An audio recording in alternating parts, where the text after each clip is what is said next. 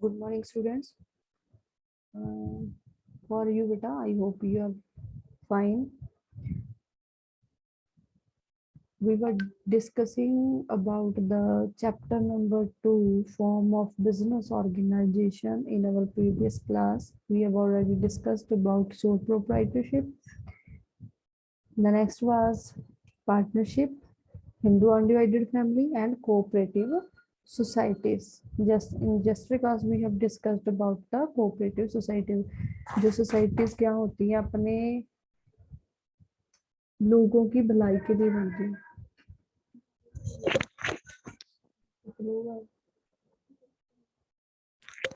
जो अपने लोगों की भलाई के लिए क्या करती है, एक वहाँ पे मेंबर्स बना लिए जाते हैं, तो उनके लिए जो है सीधा गवर्नमेंट से चीजें लेके किनको लोगों को प्रोवाइड करवाई जाती हैं। जैसे कि मैंने फॉर एग्जांपल बताया था आपको, जैसे कि हमारे गांव होते हैं ना, वहाँ पे कोऑपरेटिव सोसाइटी बनी होती है, जहाँ पे आपको खेती बाड़ी के जो औजार होते हैं, खेती बाड़ी का सामान होता है ना, खाद वगैरह, वो सभी बहुत कम रेट पे मिल जाती हैं, सब्सिडी वगैरह पे मिल जाती हैं।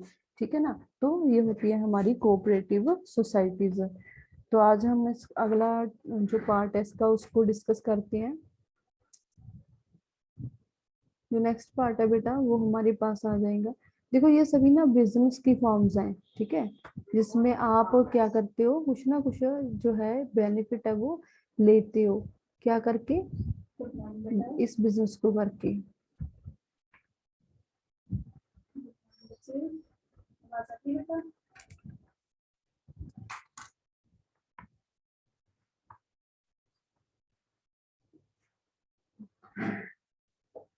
सो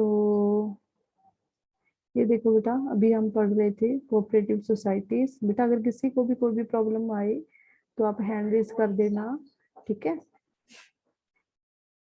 कुछ भी आपने पूछना हो तो आप पूछ सकते हो विदाउट एनी हेजिटेशन। सो हम बात कर रहे थे कोऑपरेटिव सोसाइटीज की। इसमें फीचर्स क्या होते हैं बेटा इसके, वॉलंटरी मेंबरशिप, अपने आप लोग इसमें मेंबर बनते हैं। लीगल स्टेटस होता है इसका, रजिस्ट्रेशन जो होती है वो कंपल्सरी होती है। क्यों, तो वो तभी जाके वो लीगल बनेगी ना, अगर इसकी रजिस्ट्रेशन ही नहीं करवाई गई सही तरीके से तो आप लोग कैसे मानोगे कि ये क्या है, एक ये कोऑपरेटिव सोसाइटी है। तो इसमें कोई बेनिफिट भी नहीं मिलेगा गवर्नमेंट का, ठीक है ना। Limited liability, the liability of member of cooperative society is limited liability. बेटा ये पॉइंट आपको समझ आता है कि लिमिटेड लाइबिलिटी मैंने जो बोला है आपको, लिमिटेड लाइबिलिटी जो होती है बच्चे, इसका मतलब ये होता है कि जब भी आप कोई बिजनेस करते हो तो आप उसमें पैसा लगाते हो। कई बार तो ऐसा हो जाता है, मान लो देखो हम लोग सुनते हैं ना कि न्यूज में कि किसी दुकानदार की दुकान जल गई, इतना उसका इतना बड़ा घाटा हो गया, तो वो अकेला था, ठीक है, वो अकेला काम करता है, अगर कोई नुकसान होगा तो उसको अकेले को झेलना पड़ेगा। मान लो उसने 10 लाख का सामान था जो वो उधार ले लिया, जब वो उसने सब दुकान में सामान रख दिया, कुछ दिनों बाद दुकान में आग लग गई, तो वो जो 10 लाख था बेटा उधार सामान लिया था वो तो भी बिका भी नहीं। ठीक है, अगर बिका होता तो कस्टमर से पैसे आ जाते, वो पेमेंट कर देता, बट उसका खुद का ही नहीं बिका। बट जो जिन्होंने सामान दिया था दुकानदार को, वो क्या कर रहे हैं, वो दुकानदार से पेमेंट मांगे कि आप हमसे सामान लेके गए थे और भी पेमेंट दो, बट दुकानदार की तो दुकान जल गई। तो बेटा उसका मतलब क्या था कि वो अब वो 10 लाख रुपए दुकानदार ने वापस करने हैं किसको, जिससे उसने सामान लिया था। जब वो 10 लाख देने के लिए हो सकता है उसको अपना घर बेचना पड़े, हो सकता है अपनी कार बेचनी पड़े, हो सकता है कोई प्रॉपर्टी बेचनी पड़े। सो बेटा वो होती है लाइबिलिटी। तो लिमिट वो अनलिमिटेड लाइबिलिटी होती है किसमें, सोल प्रोप्राइटर में और पार्टनरशिप में। अनलिमिटेड लाइबिलिटी होने के कारण क्या होता है बेटा, उसमें जो उसका खुद की जो उसका घर है, उसकी प्रॉपर्टी है, वो भी क्या हो सकती है, बेचनी पड़ सकती है। ठीक है, तो बेटा लिमिटेड उसको अगला पॉइंट है हमारा कंट्रोल। कोऑपरेटिव सोसाइटी में कंट्रोल कौन करता है, in a cooperative society the power to take decision lies in hands of an elected managing committee, जिसमें हम एक कमेटी बनाते हैं, उसके मेंबर्स होते हैं, वोट के द्वारा उनको चुना जाता है। तो ये मेंबर्स जो होते हैं वो डिसीजंस हैं जो लेते हैं। अगर आप किसी भी गांव में रहते हो ना बेटा, तो आपके गांव में या आपके गांव के आसपास ना ऐसी कोऑपरेटिव सोसाइटी बनी होगी, तो उसके बारे में इंफॉर्मेशन इकट्ठी करना कि वो क्या क्या काम करती है। ठीक है, देखते हैं आप कितनी नॉलेज रखते हो किसी चीज के बारे में। ठीक है, सेकंड है बेटा सर्विस मोटिव। सर्विस मोटिव क्या होता है? Cooperative society through its purpose lays emphasis on value of mutual help and welfare. तो इसका मेन मोटिव क्या होता है कि म्यूचुअली हेल्प करनी है, वेलफेयर करनी है लोगों की। ठीक है, it's working sorry, the movie motive of service dominate its working. If any surplus is generated as a result of its operation, it is distributed among the members as divided in conformity by uh, law of society. जो जैसा society का law है उसके according आप उसको क्या करोगे, रखोगे। ठीक है ना। तो आगे है बेटा merits. The cooperative society offers many benefits. तो ये अपने मेंबर्स को जो है वो बेनिफिट देती है। Equality in voting system, sir जितने भी मेंबर्स हैं तो उनको एक वोट देने का अधिकार मिलेगा। ठीक है, लिमिटेड लाइबिलिटी, मेंबर्स की जो लाइबिलिटी है वो लिमिटेड होती है कोऑपरेटिव सोसाइटी में।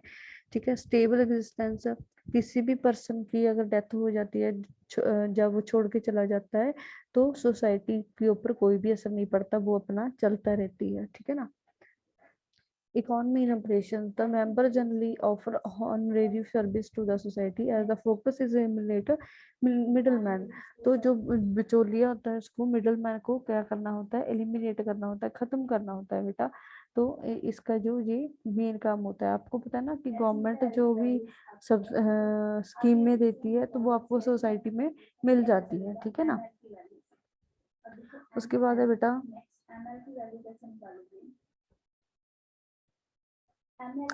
Support from government. गवर्नमेंट की सपोर्ट मिलती है। देखो बेटा इसको ईज ऑफ फॉर्मेशन, तो मिनिमम 10 मेंबर्स मिलके जो है जो कोऑपरेटिव सोसाइटी है उसको बना सकते हैं। It's formation is govern by the provision of cooperative society 1912 जो है एक्ट के द्वारा वो आप फॉर्म किया जा सकता है। ठीक है, लिमिटेशन क्या होती है बेटा, limited resources of cooperative society consist of capital contribution. जितना जितना मेंबर्स ने जो कंट्रीब्यूट कर रखा है तो उतनी ही इनके रिसोर्सेज होंगे। अगर मेंबर्स ने ज्यादा कंट्रीब्यूट कर लिया तो ज्यादा रिसोर्सेज होंगे, और अगर कम किया तो कम रिसोर्सेज होंगे। तो आगे क्या कहता है बेटा, the low rate of dividend offered on investment also act as a deterrent in attracting membership or more capital from members। ठीक है, तो जो डिविडेंड है उसका उसका इंटरेस्ट भी डिविडेंड का रेट भी क्या होता है, लो होता है। ठीक है बेटा, जितने आप किसी भी चीज में रिसोर्सेज लगाओगे तो उतना आपको बेनिफिट ज्यादा मिलेगा। कोई भी काम है आप उसमें जितने ज्यादा एफर्ट लगाओगे उतना आपको रिजल्ट अच्छा मिलेगा। कोई भी बिजनेस है, जितने आप उसमें रिसोर्सेज लगा दोगे अपने, उतने ही आपको उसमें से भी जो है इन्वेस्टमेंट करोगे उतना आपको डिविडेंड है जो या पेमेंट है वो ज्यादा मिलेगी। ठीक है ना। Inefficiency in management. तो कोऑपरेटिव सोसाइटी में जो होते हैं जो इतने ज्यादा एक्सपर्ट नहीं होते वो लोग। ठीक है, तो क्या होते हैं, cooperative society are enable to attract and employ expert manager. तो कोऑपरेटिव सोसाइटी में ना जो वो उनके गांव के ही चुने हुए बंदे होते हैं, उसमें कोई भी ऐसे कोई मैनेजर टाइप पर्सन नहीं होते कि जिनको बहुत ही ज्यादा क्वालिफिकेशन हो, जिनको बहुत ही ज्यादा कोई नॉलेज हो। तो इस तरीके से वहाँ पे जो डिसीजन मेकिंग होती है, मैनेजमेंट का काम है, वो इतना अच्छा नहीं होता। ठीक है, लैक ऑफ सीक्रेसी। तो उसमें कोई भी सीक्रेसी नहीं मिलेगी आपको। क्यों? क्योंकि जो मेंबर्स होते हैं उनको सारी की सारी चीजें डिस्क्लोज करके रखनी पड़ती है, सब कुछ बता के रखना पड़ता है। ठीक है ना।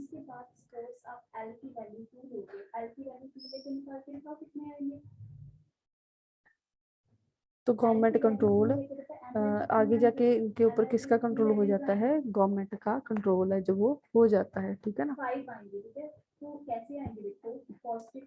डिफरेंसेस ऑफ ओपिनियन, जो जितने भी जो मेंबर्स होते हैं उनके ओपिनियन में क्या होता है, डिफरेंस होता है। एक बंदा कुछ और बोलता है, दूसरा कुछ और बोलता है। इस तरीके से जब डिफरेंस सॉरी जब आपके ओपिनियन डिफरेंट होते हैं तो वो क्या करता है, नुकसान करता है हमारी ऑर्गेनाइजेशन को। ठीक है बेटा, बेटा सभी को समझ आ रहा है? जो नए स्टूडेंट आए हैं आज, लखविंदर, नवदीप, थम्स अप कर दो बेटा अगर आपको समझ आ रहा है। अगर कुछ पूछना है तो हैंड रेज के ऑप्शन है आपके फोन पे, उसको क्लिक कर देना। बेटा समझ आ रहा है सभी को? ओके नवदीप, थैंक यू बेटा लखविंदर। ओके सो बेटा जो कोऑपरेटिव सोसाइटीज होती हैं उनकी कितने टाइप्स होती हैं, कितने तरह की होती है, हम आगे पढ़ेंगे। Customers cooperative society, the consumer, consumer बोल सकते हो, कस्टमर बोल सकते हो, एक ही बात होती है। The consumer cooperative societies are formed to protect the interest of consumer, consumer के इंटरेस्ट को प्रोटेक्ट करना है आपने। The member comprise of consumer desires of obtaining good quality product at a reasonable price. तो कंज्यूमर के लिए आप ना एक सोसाइटी बना देते हो कि जहाँ पे आपको कंज्यूमर की जो कन्वीनियंट के लिए सही पैसे पे आपको चीजें मिल जाएंगी, वो ऐसी सोसाइटी बना लेते हैं। यहाँ पे क्या होता है, उसमें भी मिडिल मैन है जो उसको एलिमिनेट करने की पूरी कोशिश है जो वो की जाती है बेटा।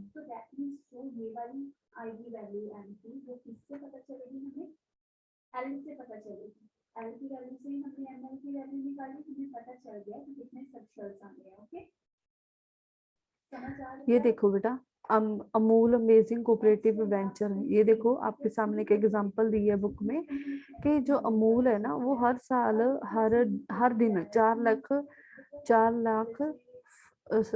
47,000 लीटर जो मिल्क है वो 2.12 मिलियन फार्मर से लेता है जी, अमूल वाले लेते हैं। उस मिल्क का वो क्या बनाते हैं, branded milk into, convert the milk into branded package product and deliver good worth 6 crore यानी कि 60 million to over 5 lakh retail outlet across the country. तो वो उनसे जो है देखो डायरेक्टली फार्मर से जो मिल्क ले लिया उसको प्रोड्यूस कर दिया, तो उसके चीजें बना के किसको बेच दी, आगे रिटेलर को दे दी। ठीक है ना।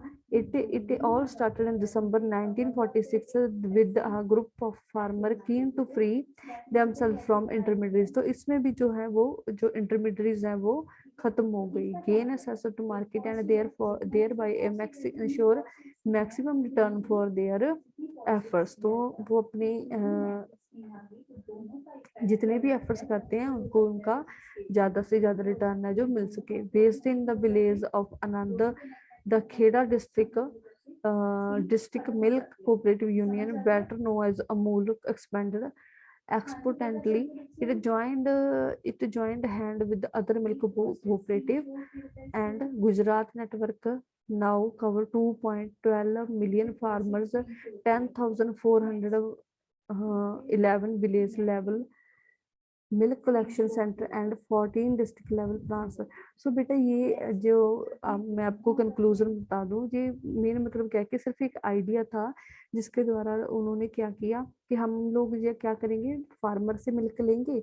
जब भी आप जाते हो आप किसी डायरी में दूध को है वो डाल के आते हो, वो इकट्ठा करता है और उससे क्या करता है आगे। मोस्टली क्या होती है डायरी किन की होती है, होटल वालों की होती है। वो दूध इकट्ठा करते हैं, होटल में सामान बना के बेचते हैं। इन्होंने भी पहले छोटे लेवल पे काम शुरू किया था, बट आगे जाके ये क्या हो गया, बहुत ही ज्यादा एक्सपेंड हो गया। पूरे इंडिया में इसका नाम है अमूल दूध का नाम आपने सुना होगा, अमूल मिल्क। तो इसमें से अभी ये बहुत सारे प्रोडक्ट हैं जो बना के आगे बेच रहे हैं। ठीक है ना। अमूल के देखो कितने प्रोडक्ट हैं बेटा, liquid milk, milk powder, butter घी, cheese, cocoa powder, sweets, ice cream, condensed milk. Amul सब brand include variants such as Amul Spray, Amul Spree, Amulya and Nutramul। ठीक है, ये सभी इसके क्या है नेम्स है। एक छोटे से आइडिया से जो है हमें इतना बड़ा जो कारोबार एक कोऑपरेटिव सोसाइटी है जो वो सेट होगी। ठीक है ना।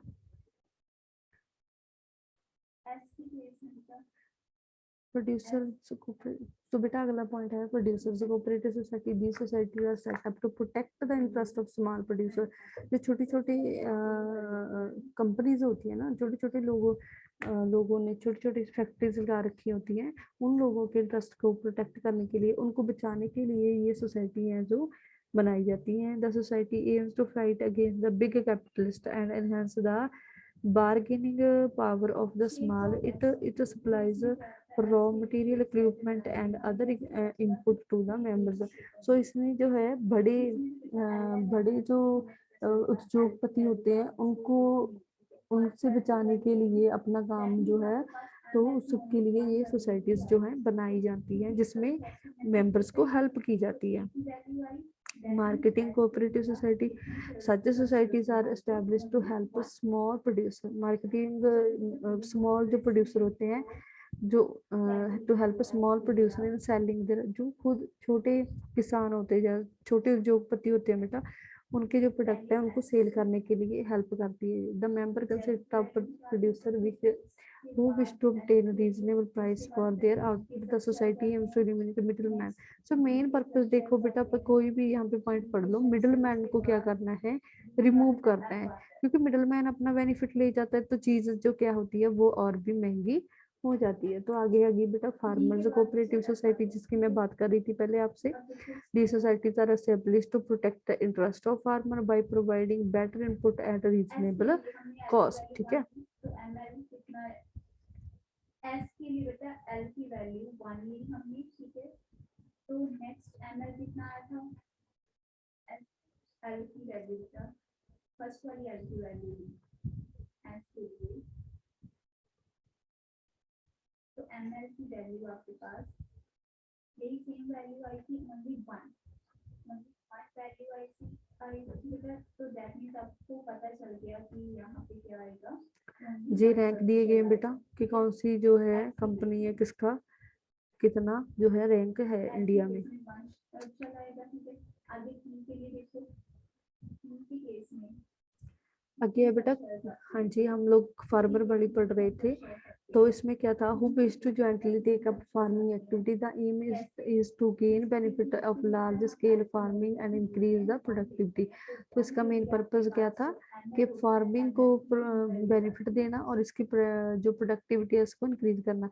देखो बेटा, जो खेती के जो औजार होते हैं, खेती के साधन होते हैं, कई साधन ऐसे होते हैं कि बहुत ही ज्यादा महंगे होते हैं, तो जो किसान है, जो छोटा किसान है, वो उसको परचेज नहीं कर सकता, तो वो जो सोसाइटीज होती हैं तो मिलके वो उसको गवर्नमेंट से सब्सिडी लेके अपनी सोसाइटी में वो औजार ले आती हैं। तो किसान क्या करता है, उसको रेंट के ऊपर ले जाता है, यूज करके वहां पे छोड़ जाता है। Such societies provide better quality seeds, fertiliser, machinery and other modern technique for use in a cultivation of crops. So ये सभी तरह की चीजें हैं जो वो प्रोवाइड करवाती हैं किसान को हेल्प करने के लिए। Credit cooperative societies, credit cooperative societies are established for providing easy credit on reasonable terms to the member, कि आपने कम रेट में, कम से कम रेट में क्या करना है, लोगों को उधार पैसे देनी है। The member comprise of person who seek financial help in the form of loans, तो आपको लोन मिल जाएंगे। ठीक है, the aim of such society is to protect the member from exploitation of lenders who charge high rate of interest। पहले क्या होता था बेटा, अगर कोई एक बंदा किसी को पैसे दे देता था ना बरतने के लिए, तो क्या माना जाता था, तो वो अपनी मर्जी के था जो इंटरेस्ट लेता था। ठीक है, तो इस तरह से लोग बहुत ज्यादा एक्सप्लॉइट होते थे, उनका सारी उम्र कर्जा उतारने में ही निकल जाती थी। ठीक है, तो ये सभी चीजों को रोकने के लिए क्रेडिट कोऑपरेटिव सोसाइटी है जो वो बनाई गई थी। Cooperative housing societies, cooperative housing societies are established to help people with limited income to construct houses at reasonable cost। ये सोसाइटी जो है बेटा घर बनाने के लिए हेल्प करती हैं। ठीक है, कि अगर किसी के पास पैसे कम है पर वो घर बनाना चाहता है, तो ये जैसे सोसाइटीज जो हैं उनकी हेल्प करती हैं।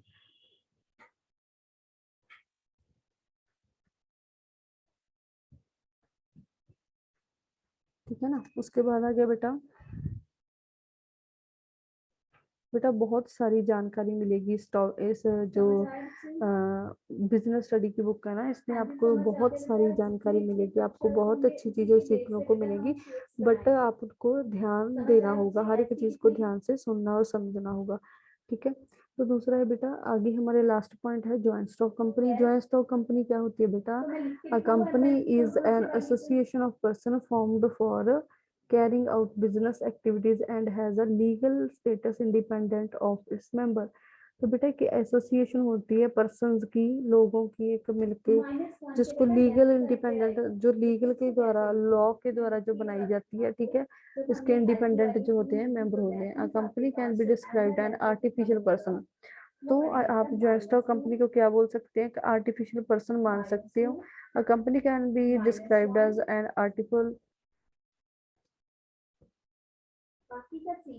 artificial person having a separate legal entity, perpetual succession and commerce. The company form an organization governed by Companies Act 2013 as per section 220 of act 2013, ठीक है। कंपनीज एक्ट है बेटा, उसके अंडर इसकी जो है वो हम इनॉग्रेट करते हैं, सॉरी इसको इसकी फॉर्मेशन होती है। A company means a company incorporated under this act or any other previous company law, ठीक है। ये बहुत इंपॉर्टेंट पार्ट है बेटा, इसको ध्यान से सुनना चाहिए बच्चों ने। The shareholder are the owner of company while the board of director is chief managing body. देखो बेटा इसका क्या सिस्टम होता है, जो कंपनी होती है,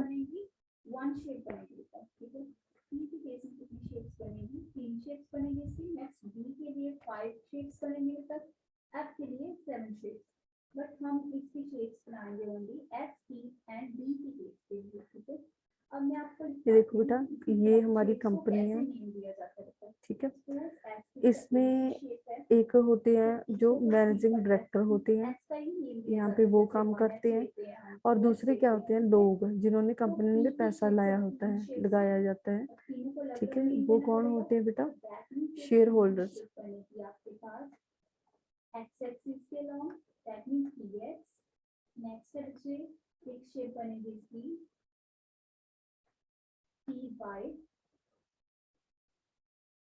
ठीक है, डिफरेंट कितने दुनिया के किसी भी कोने से वो लोग हो सकते हैं जो हमारी कंपनी में पैसा है जो वो लगा रहे हैं, ठीक है, उनको हम बोलेंगे शेयर होल्डर। तो शेयर होल्डर क्या होते हैं बेटा? कंपनी के मालिक माने जाते हैं, ठीक है, वो हर एक डिसीजन मेकिंग में खुद काम करते हैं। ये होती है मैनेजमेंट।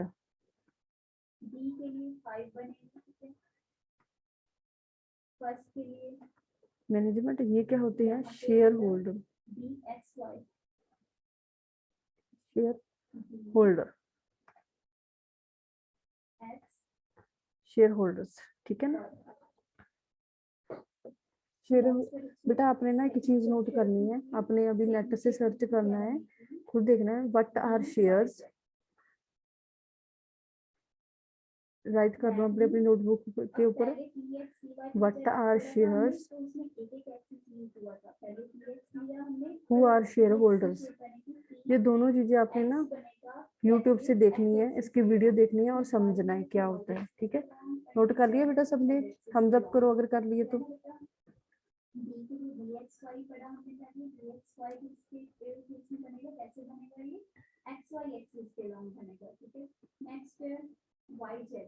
बेटा मैंने जो बोला आपने नोट किया, थम्स अप करो अगर नोट कर लिया।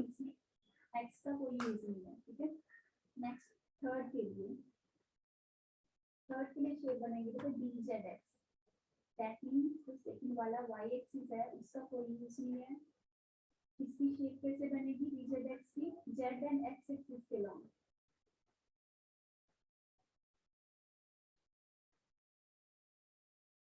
नेक्स्ट यस बेटा लखविंदर। हाँ जी बेटा बोलिए। मैम क्वेश्चन रिपीट करो। What are shares? SHARES। हाँ जी मैम। सेकंड क्वेश्चन है बेटा who are shareholders. Okay ma'am. हाँ जी बेटा, इनको आपने सर्च करना है और लिखना है, ठीक है, इनके बारे में। लिखना नहीं है, मीन्स कि आपने समझना है इसको क्या बोलते हैं, ठीक है, क्या कैसे कैसे काम होता है इसके बारे में, ठीक है। तो बेटा ये देखो, ये रहा हमारा शेयर्स और ये है शेयर होल्डर। तो शेयर होल्डर और शेयर क्या होते हैं ये आपने खुद पता करना है, ठीक है, मैं आपको काम दे रही हूँ, तो कल की क्लास में आपने मेरे को बताना है, ओके। तो बेटा आगे है, देखो फीचर्स क्या होते हैं। The definition of a joint stock company, JSC बोलते हैं इसको। Highlight the following features of company. सबसे पहले तो बेटा ये क्या होता है, आर्टिफिशियल पर्सन होती है कंपनी जो होती है ना। ये आर्टिफिशियल पर्सन कौन होता है बेटा, जो सांस नहीं लेता बट काम सारे करता है। ऐसा कैसे हो सकता है कि कोई पर्सन है वो सांस नहीं लेता पर वो काम सारे करता है। होता है बेटा, मैं बताती हूँ आपको। आर्टिफिशियल पर्सन का मतलब होता है कि एक कंपनी होती है जो, the company is a creation of law and exist independent of its member. तो जो कंपनी होती है उसको कानून के द्वारा बनाया जाता है, कानून द्वारा मान्यता दी जाती है और वो जीवित रहती है, उसके मेंबर्स भी होते हैं। Like natural person, a company can own property. हम लोग बोलते हैं ना, देखो बेटा एक बात ध्यान से सुनो, एक एग्जांपल दे रही हूँ मैं आपको, कि जैसे कि हमारे स्कूल की वैन्स हैं, तो वो किसकी वैन्स हैं, GCS स्कूल की है ना। स्कूल कोई दिखने वाली चीज तो नहीं है ना, कि कोई व्यक्ति है इधर से उधर जा रहा है।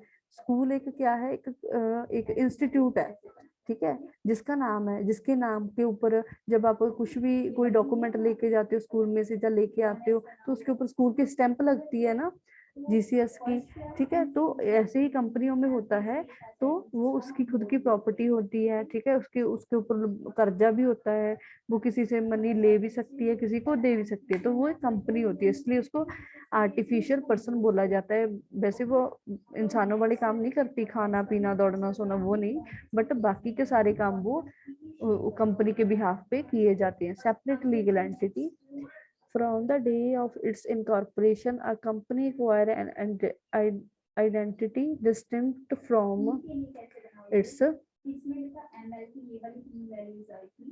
मेंबर्स। तो जो ये कंपनी होती है ना, ये सेपरेट होती है, ठीक है। मेंबर्स में पैसा लगा देते हैं, कंपनी अपना काम करती है और बाद में मेंबर्स को क्या मिलता है, डिविडेंड मिलता है, ठीक है। The law does not recognise the business and owner to be one and the same. Company अपना काम करती है, जो ऑनर होते हैं वो अलग होते हैं उससे, ठीक है, सेपरेट लीगल एंटिटी बोलते हैं इसको। फॉर्मेशन, द फॉर्मेशन ऑफ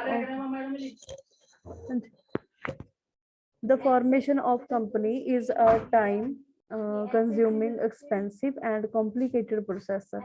ठीक है, तो कंपनी की जो फॉर्मेशन है बेटा वो बहुत ज्यादा जरूरी होती है। देखो बेटा जितने भी हमने पहले पॉइंट्स पढ़े थे, सोल प्रोप्राइटर थी, पार्टनरशिप थी, कोऑपरेटिव सोसाइटीज थी हिंदू अनडिवाइडेड फैमिली थी, पहले तीन थे उनमें इतना ज्यादा लंबा प्रोसेस नहीं था।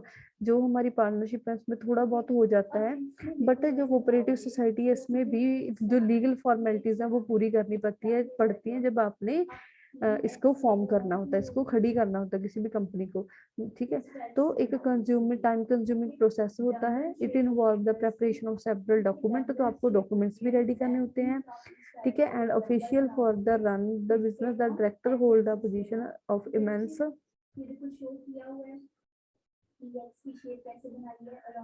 सॉरी, तो सेवरल लीगल रिक्वायरमेंट वो की जाती है, कैन स्टार्ट फंक्शनिंग, उसके बाद ही कंपनी अपनी फंक्शनिंग कर सकती है। Incorporation of company is compulsory under the company act 2013। आप सीधी कंपनी कभी भी शुरू नहीं कर सकते, आपको क्या करना पड़ेगा, गवर्नमेंट से एक सर्टिफिकेट लेना पड़ेगा, उसके बाद ही कंपनी शुरू की जा सकती है। Perpetual succession, a company being a creation of law can be brought to an end only by law. अगर कंपनी इस कानून के द्वारा मतलब खड़ी की जाती है, शुरू की जाती है, तो उसको खत्म करना भी क्या है, कानून के द्वारा ही खत्म किया जा सकता है, ठीक है। तो ये एक जरूरी बात है इसकी। कंट्रोल बेटा, कंट्रोल कौन करता है, मैनेजमेंट। मैनेजमेंट मतलब जो अपने मैनेजर रखे हुए हैं लोग, बोर्ड ऑफ डायरेक्टर होते हैं, वो सभी मिलके क्या करते हैं, कंट्रोल करते हैं, ठीक है। सारी चीजें देखते हैं कि सही चल रहा है। और official for running the business, तो मेंबर्स तो इंडिया के भी हो सकते हैं, इंडिया के बाहर के भी हो सकते हैं, बट वो अपनी कंपनी को चलाने के लिए उसको डायरेक्टर को रख लेते हैं, मैनेजिंग डायरेक्टर बोलते हैं जिनको, ठीक है। The director hold a position of immense significance as they can they are directly accountable to the shareholder for working of company, ठीक है। तो वो क्या करते हैं, कंपनी का सारा काम काज है वो देखते हैं। The shareholder however do not have the right to involve in day to day, तो शेयर होल्डर जो होते हैं ना, वो राइट, वो ऐसे नहीं कि डेली के डेली आके चेक करने लग जाएं कि हाँ सही हो रहा है कि नहीं हो रहा, वो एक एनुअल मीटिंग में आते हैं, वहां आके अपने सजेशन जो देखे जाते हैं। अब बात करते हैं बेटा लाइबिलिटी की। लाइबिलिटी के बारे में मैंने आपको पिछले सभी टर्म्स में बहुत डिटेल से बताया था। तो लाइबिलिटी का काम कंपनी में क्या होता है, the liability of a member is limited to the extent of capital contribution by them in company. The creditor can use only the asset of company to settle their claims. जितने भी company में किसी person ने पैसे लाए हैं उसको उसकी उतनी ही लाइबिलिटी है। अगर कंपनी कर्जे में चली जाती है, तो अगर किसी पर्सन ने कंपनी में 1000 रुपीज लगाए हैं, तो वो 1000 उसका डूब जाएगा, वो वापस नहीं मिलेगा। इसके बाद उसके ऊपर कोई प्रॉब्लम नहीं है, ठीक है ना। जैसे मैंने आपको बताया कि सोल प्रोप्राइटर में उसका घर भी बिक सकता है, उसका ऑफिस भी बिक सकता है, बट जब हम जॉइंट स्टॉक कंपनी देते हैं तो यहाँ पे कोई ऐसी प्रॉब्लम नहीं आती है, ठीक है ना। उसके बाद है बेटा हमारा common seal. The company, being an artificial person, cannot sign its name by itself. Therefore, every company is required to have its own seal, which act as official signature of company. ठीक है, जैसे एक सही सलामत जो इंसान होता है, जो नेचुरल पर्सन होता है, वो क्या करता है बेटा, वो अपनी सिग्नेचर करता है। तो कंपनी भी तो बहुत सारी डीलिंग्स करती है ना, तो कंपनी के सिग्नेचर नहीं कर पाती, वो क्या करती है, उसकी एक कॉमन सील होती है, स्टैंप होती है, जो लगाई जाती है डॉक्यूमेंट्स के ऊपर, तो वो कंपनी के साइन माने जाते हैं, ठीक है ना। तो इस तरीके से कंपनी है जो वो अपना काम करती है, वो एक लीगल प्रोसेस की से प्रोसीजर से चलती है, सही जगह। Risk bearing, the risk of losses in a company is borne by all shareholders. तो रिस्क जो होता है वो सभी के ऊपर थोड़ा थोड़ा होता है। This is unlike the case of sole proprietorship और partnership firm where one or few persons respectively bear the loss. In fact, financial difficulties, all the shareholder in a company have to contribute to that to extent of their share in the company. तो अगर company के ऊपर कर्जा हो गया है या loss हो रहा है, तो जो शेयर होल्डर है जितना जितना उन्होंने पैसा लगाया है उस हद तक वो क्या कर सकते हैं, कंपनी का रिस्क है जो बियर कर सकते हैं, ठीक है। उसके बाद आ गया बेटा प्रीपेचुअल मेरिट्स क्या है, लिमिटेड लाइबिलिटी। कंपनी में ना आपकी लाइबिलिटी लिमिटेड होगी, मैंने पहले भी बताया था कि जितने आप पैसे लगा रखे हैं उतना ही आपको पेमेंट है, जो उतना ही पैसे हो सकता है कि आपके डूब जाए, पर उससे ज्यादा आपको कोई फर्क नहीं पड़ेगा, ठीक है ना, जो ज्वाइंट स्टॉक कंपनी का रूल होता है, ठीक है। उसके बाद है बेटा transfer of interest. in the ease of transfer of ownership adds to the advantage of investigating in company as the share of a public limited company can be sold.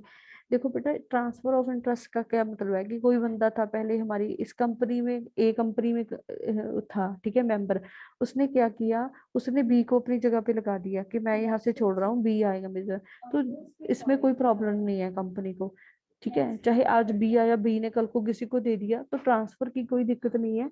बाकी सभी जो इंस्टीट्यूट होते हैं, सॉरी बाकी जो terms थी ना business की, हमने पढ़ा sole proprietor, partnership, Hindu individual, तो वहां पे ट्रांसफर की बहुत ज्यादा दिक्कत आती है, यहाँ पे ऐसी कोई बात नहीं आती। perpetual existence of a company is not affected by death, retirement, abolition, insolvency or intensity of its member as it is a separate entity। कोई भी बेटा मेंबर चाहे जिंदा है, चाहे मर गया, चाहे मरने वाला है, तो कंपनी को कोई फर्क नहीं पड़ेगा, ठीक है। वो अपना काम करती रहेगी, उसका एक मेंबर गया, दो आ जाएंगे, या दो चले गए कोई और आ जाएगा, तो वो कंपनी अपने रूटीन के काम है जो वो करती रहती है, ठीक है।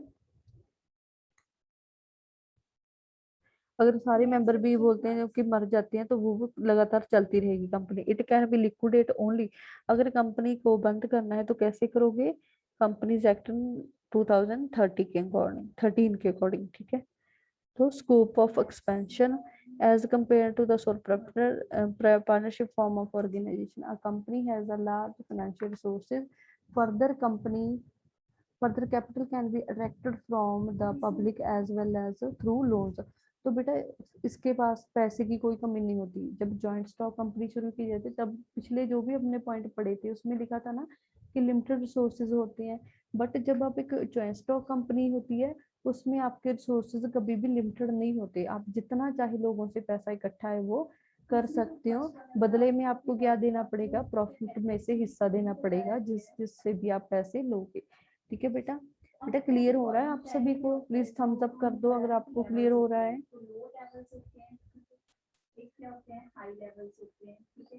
पहले क्या होता है आपको बताते हैं कि पहले लो लेवल्स पे फीलिंग होगी। अगर किसी भी बच्चे को बेटा प्रॉब्लम आ रही है प्लीज हैंड रेज कर देना सो दैट मैं आपको समझा सकूं। जैसे स्पोर्ट्स हमने पहले लिखना है तो पहले किसमें फीलिंग होगा एनीवेज द नेक्स्ट है प्रोफेशनल मैनेजमेंट। जो जॉइंट स्टॉक कंपनी होती है ना बेटा वहाँ पे आप ना प्रोफेशनल लोगों को अपना जॉब पे रखते हो। जो प्रोफेशनल होते हैं वो क्या करते हैं, जॉब पे काम करते हैं, मैनेजर होती है वहाँ पे। मेंबर खुद नहीं काम करते, मेंबर के द्वारा चुने गए बोर्ड ऑफ डायरेक्टर्स होते हैं, मैनेजर होते हैं जो कंपनी का सारा कारोबार देखते हैं। ठीक है बेटा। लिमिटेशंस क्या होती हैं बेटा, लिमिटेशंस होती हैं हर एक ऑर्गेनाइजेशन की। कुछ देखो अच्छी बातें होती हैं, कुछ उसके नुकसान भी होते हैं। तो मैं आपको बताती हूँ कि कैपिटल जो कॉम्प्लेक्सिटी इन फॉर्मेशन, जो लिमिटेशन है पहले कि जब आपने शुरू करनी है ना कोई भी कंपनी तो आपको सबसे बड़ी प्रॉब्लम क्या आती है कि इसको शुरू करने के लिए बहुत सारी मेहनत की जरूरत होती है, बहुत ज़्यादा टाइम लग जाता है, बहुत सारे एफर्ट्स लग जाते हैं, गवर्नमेंट ऑफिस के चक्कर लगाने पड़ते हैं। ठीक है ना, इसको शुरू करने के लिए, कंपनी को शुरू करने के लिए। ठीक है, तो उसके बाद सेकंड पॉइंट है उनका इसका क्या मतलब है कि उनकी भी लैक ऑफ सीक्रेसी। तो इस तरह की कंपनी में कोई भी सीक्रेसी नहीं होती, यानी कि कोई भी भेदता नहीं रख सकते आप, गुप्त चीज नहीं रख सकते। तो the company act require each public company to provide from time to time lot of information. तो गवर्नमेंट का जो रजिस्ट्रार कंपनीज होती हैं उनको आपने पूरी की पूरी इंफॉर्मेशन है जो टाइम टू टाइम देनी होती है। तो यहाँ पे कोई भी आप सीक्रेसी नहीं रख सकते। ठीक है बेटा। उसके बाद है हमारा impersonal work environment, separate of ownership and management creates the situation in which there is a lack of effort as well as personal involvement। तो देखो मेंबर जो होते हैं कंपनी के वो कहीं और होते हैं, जो सिर्फ वो काम कौन करता है कंपनी का, जो चुने हुए मैनेजर होते हैं। तो हो सकता है कि जो चुने हुए मैनेजर है वो इस काम को इंटरेस्ट से ना करे, तो यहाँ पे एक इम्पर्सनल इन्वायरमेंट है जो बन जाता है। ठीक है ना। उसके बाद है बेटा numerous regulations, the functioning of company subject to many legal provisions and compulsion. तो हर एक चीज में ना गवर्नमेंट की जो है वो परमिशन लेनी पड़ती है। हर एक चीज को करने के लिए बहुत सारी जो गवर्नमेंट की रूल्स हैं फॉलो करने पड़ते हैं। तो इसलिए यहाँ पे एक प्रॉब्लम क्रिएट हो जाती है। हर बार कोई भी काम अपने डिसीजन से के अनुसार नहीं कर सकते, delay in decision making. Obviously बेटा जब इतने ज्यादा लोग मेंबर्स हैं किसी भी कंपनी में तो वो धीरे धीरे ही अपना सेंड करेंगे ना डिसीजन मेकिंग के लिए कि यस करना, ये काम करना है या नहीं करना। तो अपनी मर्जी से भेजते हैं, तो जो टाइम पे डिसीजन लेना होता है ना वो लेट हो जाता है बेटा। सो बेटा तो अब देखो कैसे बनाना है। हमारी क्लास ऑलमोस्ट खत्म हो चुकी है, पूरा टॉपिक निकल चुका है। तो बाकी का जो एक दो पॉइंट है वो हम कल की क्लास में डिस्कस करेंगे। तो बेटा ये बहुत इंपॉर्टेंट चैप्टर है, जो भी मैंने आपको बताया वो आपने सर्च करना है और समझना है। ठीक है। अगर आप कोई और भी सर्च करना चाहते तो कोऑपरेटिव के बारे में, सोल प्रोप्राइटर के बारे में, तो आप उनको भी सर्च कर सकते हो। But share and share holder क्या होते हैं ये आपने अच्छे से सर्च करना है और समझना है, कल की क्लास में मुझे बताना है। सो बेटा आज के लिए